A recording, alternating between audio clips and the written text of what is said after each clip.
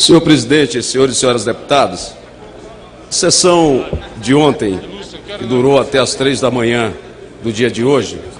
reputo ter sido uma sessão extremamente importante para o Brasil e para os estados que há anos vem buscando uma renegociação das suas respectivas dívidas e com o projeto, mas sobretudo a subemenda substitutiva global, tendo como relator o experiente deputado Espiridião Amin, propiciou nesta casa um amplo debate em torno do tema da renegociação da dívida dos estados. Fundamental, senhor presidente, e eu quero aqui dizer que enquanto muitos apontam como uma condição da expansão fiscal adotada pelo governo atual e que ela, sem sombra de dúvidas, acena para um controle fiscal mais rígido, demonstrando ao mercado condições novas e, por isso, gerando a possibilidade de uma aposta de maiores investimentos em razão deste controle e desse ajuste que se pratica,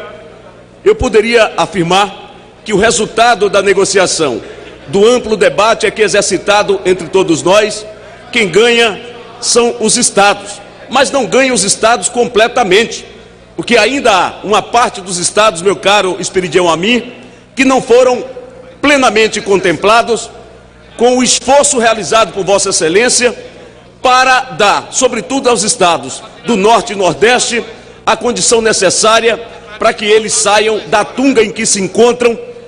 num processo de remuneração das suas dívidas que beira a uma banca oficial e que por isso mesmo é necessário que nós tenhamos ainda, complementarmente ao esforço de Vossa Excelência, este compromisso do governo para que os estados do Norte e Nordeste sejam mais beneficiados do que até o presente momento tem sido. Mas esse esforço é parte de um compromisso político de todos nós com o Brasil, é parte do compromisso político de todos nós com o desenvolvimento nacional a partir do que os estados são capazes, com controle da sua economia, com controle das suas dívidas, realizar e garantir por ela condições de maiores investimentos. Portanto, aqui ontem nós demos um passo extremamente importante. Havia, obviamente, muitos que estavam a espancar a integralidade da proposta apresentada por Vossa Excelência. E nós próprios do PSB, no esforço de exame do conteúdo da proposta apresentada por Vossa Excelência, fizemos inúmeros destaques, emendas, que em parte foram incorporadas, melhorou o texto, refinou o texto, Vossa Excelência, mas aqui nós precisamos dizer, alto em bom tom, que a clareza, a temperança política, a tranquilidade de Vossa Excelência, a reflexão de entender não apenas pontualmente um destaque ou outro, mas pensar na dimensão global dos interesses do país e dos estados,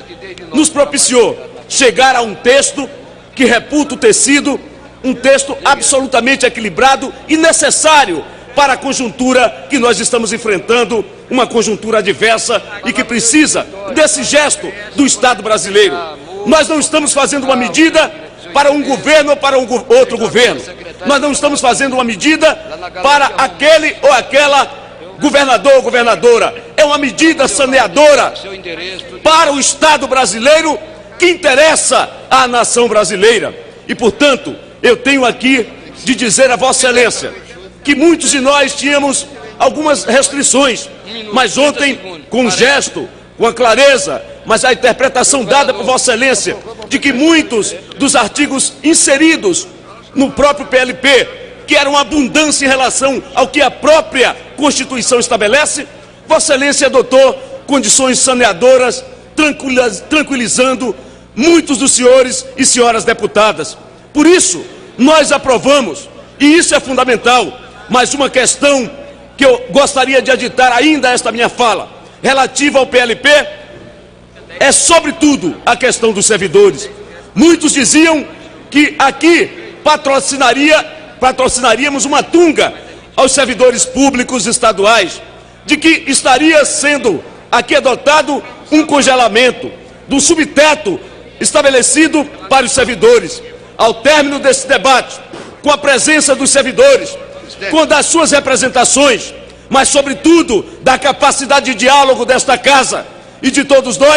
nós chegamos ao entendimento de que no artigo 4º, no inciso 2º, deveria efetivamente ele ser suprimido para garantir aos servidores a tranquilidade de que não haverá o congelamento dos seus salários. E o que diz, para encerrar, presidente,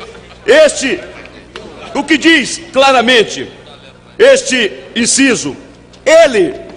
suprimido, senhor relator, ele nos deu a garantia, e ontem eu tive a oportunidade, hoje mesmo, conversando com os diversos servidores, de dizer a eles da tranquilidade, das medidas, se não foram a ideal, mas foram as medidas necessárias que mitigam o efeito daquilo que eles estavam preocupados, que seria o congelamento, ou que seria a possibilidade de não terem sequer o reajuste da inflação.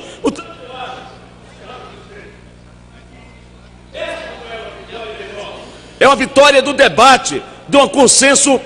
que nós construímos aqui, um consenso progressivo. E por isso, relator, eu quero parabenizar e ressaltar aos servidores públicos dos estados que estão protegidos com essa medida, com a supressão do inciso 2º do parágrafo 4º.